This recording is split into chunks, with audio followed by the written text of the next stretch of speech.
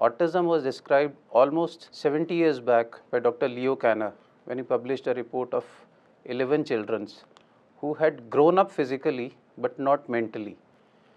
And even today, after 70 long years, we have learned a lot but still not the whole truth about what is autism. Autism as a condition has suddenly increased in the 21st century. We are seeing more and more number of cases all over the world.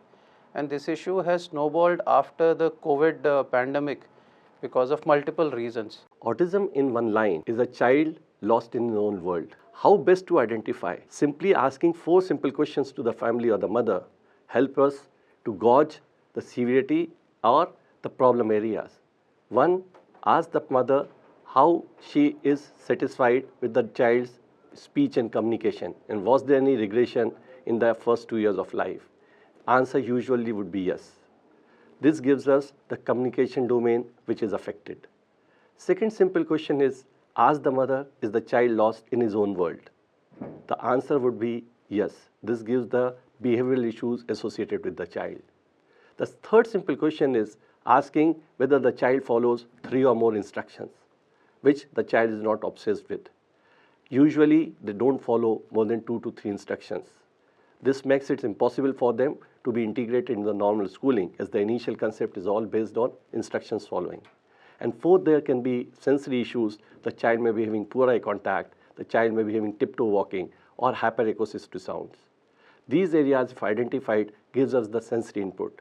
The emphasis should be on enabling the child rather than labeling, because maximum brain growth in the synaptogenesis takes place in the initial 3 years of life. When it comes to kids, ideally all this screen, whether it's mobile or TV, it should be ideally introduced only after 2 years of age. So the current trend, what we are seeing is like a 6-month-old baby, once the baby is having complementary feeds, to give that feeds to the kid, we are so much tuned to make them watch mobile cartoons or whatever.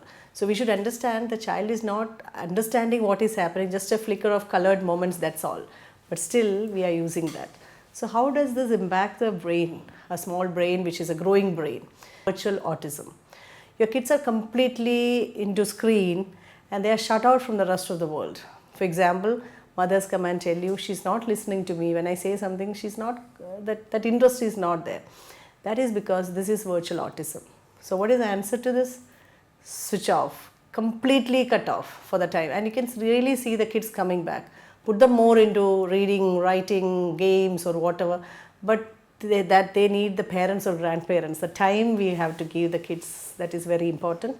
And we have seen those kids who had this virtual autism, completely autistic, it's a secondary autism, and they just bring back to life once the screen time is taken up. Completely we stop them using screen and then put them to games, talk, and all the stimulus is back and they come back to normal. Whenever a family gets a diagnosis of autism for their child, they are devastated. But there is so much work or empowerment which a family needs to know they can do for their child. So family, which comprises of parents, grandparents, extended family, they can work with the child with simple environmental modifications by cutting down the screen time, engaging the child more in their interactive play. The step by step, a lot of improvement can be seen, and simultaneously also a child needs to be under a constant medical guidance when a diagnosis of autism is given. Often we have a preconceived notion about what a child with autism will look like, but actually it is a mixed picture of a lot of things. What I want to stress is no 2 children with autism will look alike. So let us not make a diagnosis by looking at a child and say, oh, he has eye contact, he can't have autism, or oh, he's talking, he can't have autism, because it is a complex diagnosis made by clinically experienced experts. On how to pick up a child when the child comes to your clinic with some autistic signs and symptoms. So the first thing which will attract you is the child will not give you a good eye contact when the child is sitting in your parent's lap, and the child will feel uncomfortable in that closed surroundings, and the child will not respond when you call the child by its name. So that will be the second indicator.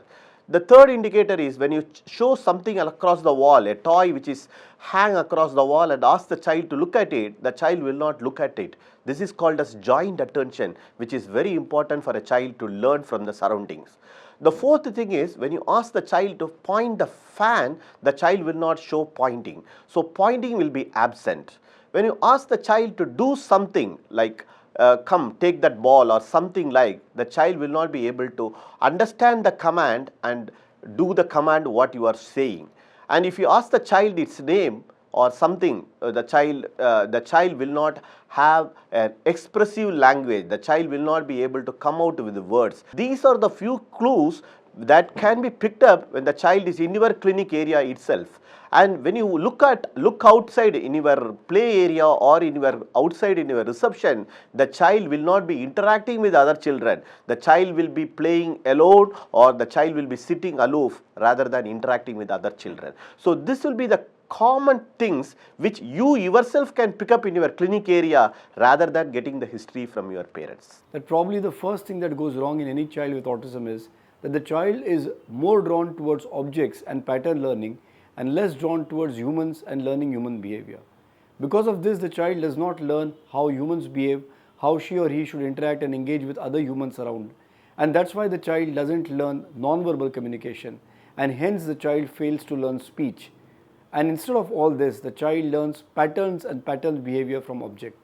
The trouble is, the so-called treatment that we are doing starts with teaching the child speech directly and reading and writing and alphabets, which are all patterns. And children sometimes end up copying all these things, and we may get a false belief that the child is learning to speak or learning reading and writing. This is of no use because it's just pattern copying called echolalia or repetitive patterned activities. What is more important is to stop the object and pattern learning, keep all the objects away, especially the screens, and instead start working on engaging the child to look at you, to give more attention to you, to draw the child more into the human world around the child.